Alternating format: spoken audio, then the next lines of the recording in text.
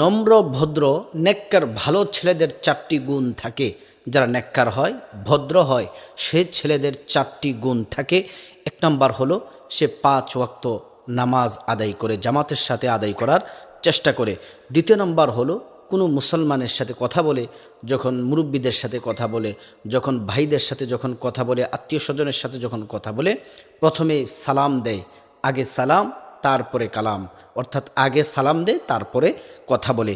3 number হচ্ছে নেককার ছেলেদের যেই চমৎকার একটি গুণ, সেটা হলো এই ছেলেটা যখন ভদ্র নম্র ছেলেটা যখন রাস্তা দিয়ে হাঁটে, মাথা নিচু করে দিয়ে হাঁটে।